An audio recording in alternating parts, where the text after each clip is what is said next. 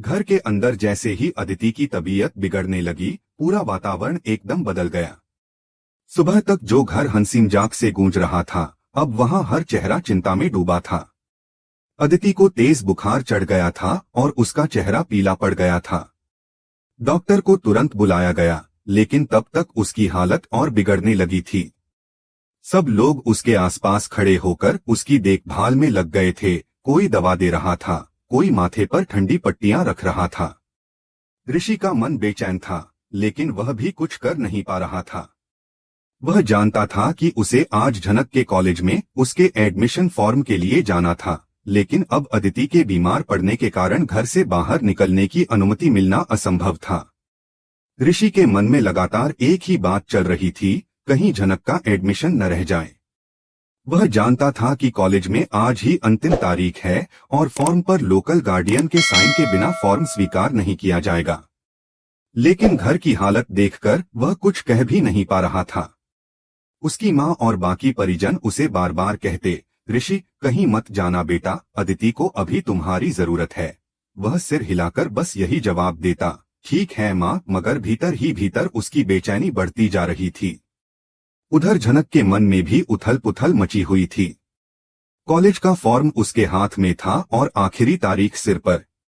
उसे मालूम था कि फॉर्म पर लोकल गार्डियन के साइन जरूरी हैं, लेकिन समस्या यह थी कि उसके गांव के लोग ये साइन नहीं कर सकते थे। कॉलेज के नियमों के अनुसार वही व्यक्ति साइन कर सकता था जो कोलकाता का निवासी हो। झनक के पास न कोई रिश्तेदार था, न कोई परिचित। उसने बहुत सोचने के बाद भी कोई रास्ता नहीं निकाला। कुछ पल तक वह चुपचाप खिड़की से बाहर देखती रही। मन में एक ही सवाल गूंजता रहा, क्या मुझे फिर से ऋषि के पास जाना होगा? वह नहीं चाहती थी कि वह उस पर बोझ बने या फिर किसी तरह की गलतफहमी पैदा करे। लेकिन जब कोई और विकल्प नहीं बचा, तो उसने मजबूरी में वही कदम उठाने का निश्चय किया जिससे वह अब तक बचती आ रही थी। धीरे धीरे शाम होने लगी।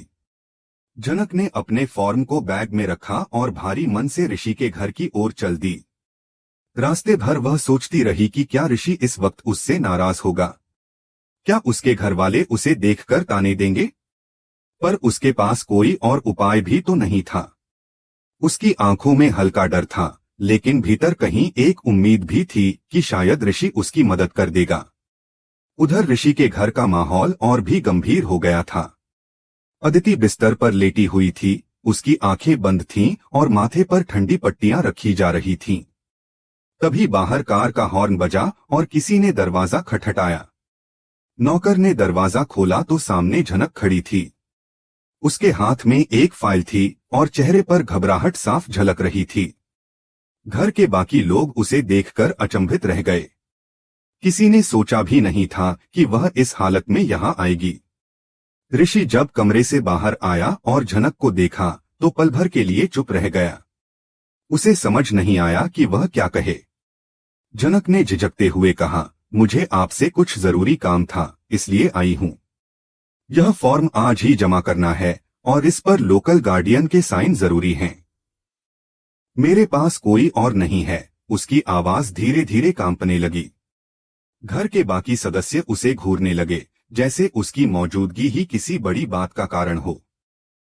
माहौल में अजीब सी खामोशी छा गई।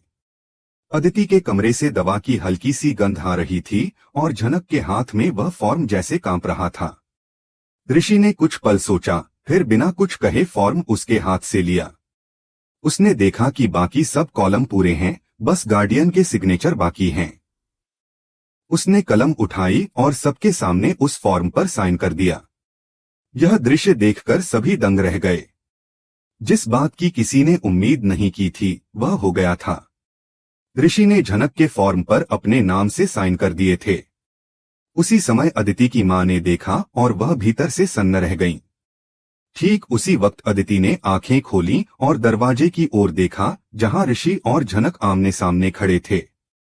वह यह दृश्य देखकर जैसे स्तब्ध रह गई। उसके भीतर एक अजीब सी टीस उठी, जैसे किसी ने उसके विश्वास को चुपचाप तोड़ दिया हो।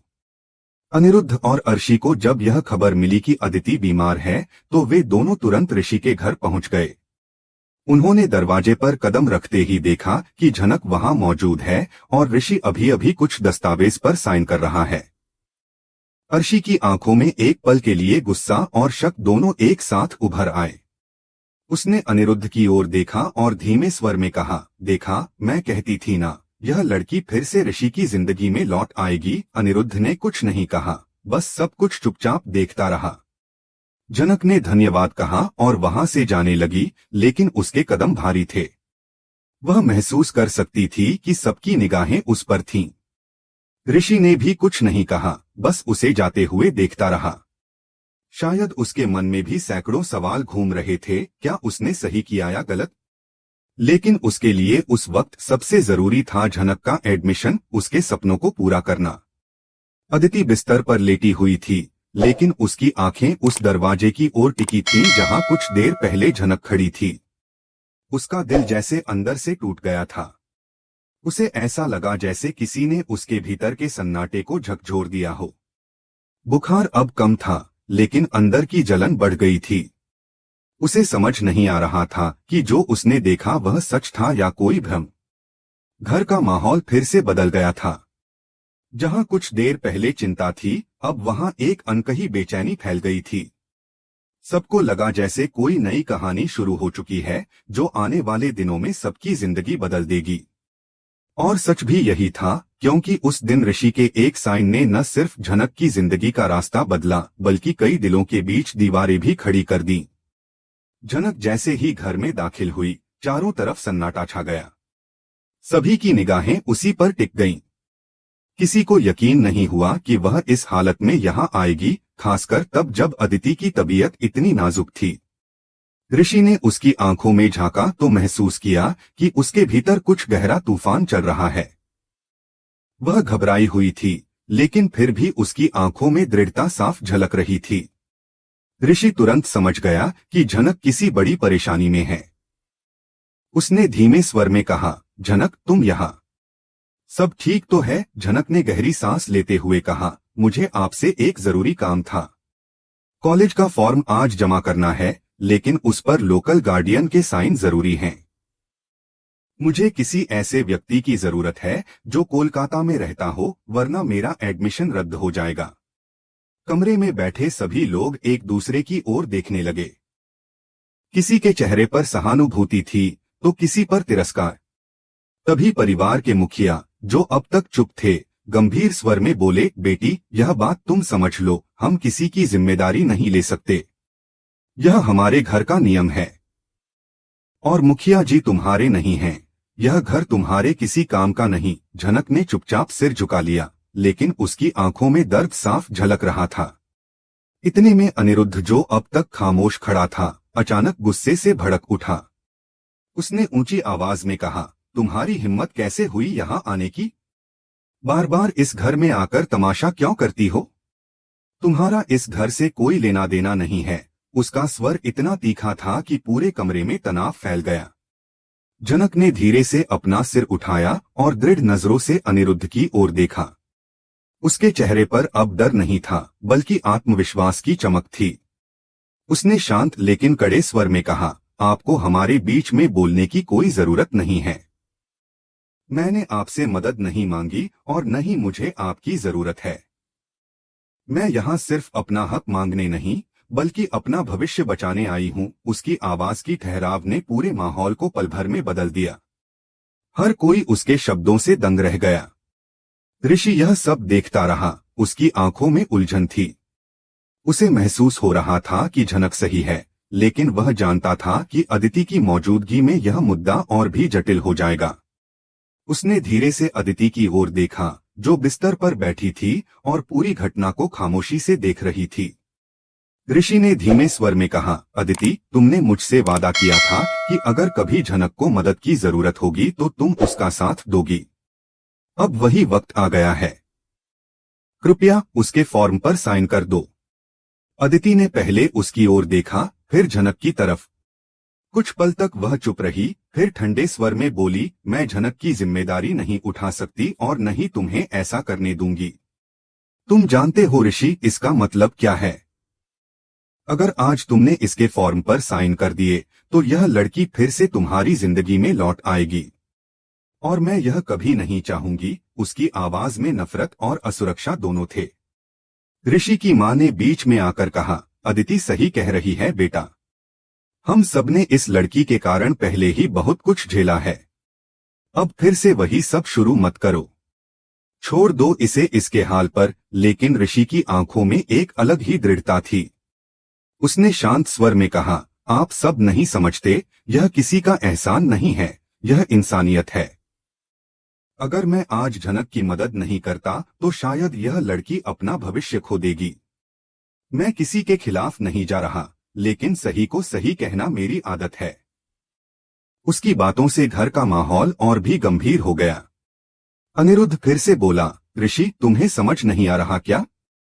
यह लड़की सिर्फ हमारे परिवार को बदनाम करने आई है। यह हर बार किसी न किसी बहाने से तुम्हारी जिंदगी में लौट आती है। ऋषि ने पलटकर कहा, बस अनिरुद्ध, अब एक शब्द भी मत कहना। तुम्हें जो समझना है समझो, लेकिन मैं किसी को गिरा हुआ नहीं समझता जो अपने हक के लिए खड़ा हो। जनक की मजबूरी को तुम नहीं समझ सकते क्योंकि तुम्हारे पास कभी ऐसा दिल ही नहीं था जो किसी की तकलीफ महसूस करे। जनक यह सब सुन रही थी। उसके गाल पर आंसू की एक बूंद लुढ़की, मगर उसने सिर नहीं झुकाया। वह वहीं खड़ी रही जैसे खुद को साबित करना चाहती हो। ऋषि ने फिर सबकी ओर देखा और कहा, अगर आप सब साइन नहीं करेंगे तो मैं खुद करूंगा। उसकी मां ने तुरंत उसे रोका, ऋषि पागल मत बनो, यह तुम्हारे लिए बहुत बड़ी गलती होगी। लेकिन ऋषि ने दृढ़ आवाज में जवाब दिया, गलती तब होती है जब कोई सही काम करने से डर जाए, और मैं अब डरना छोड़ चुका हूं। उसने झनक के हाथ से फॉर्म लिया, कलम उठाई और सबके सामने उस पर साइन कर दिए। पूरा कमरा स्तब्ध रह गया। किसी ने उम्मीद नहीं की थी कि वह इतना बड़ा कदम उठा लेगा। अदिति यह सब देख रही थी। उसकी आंखों में गुस्सा और सदमा दोनों थे।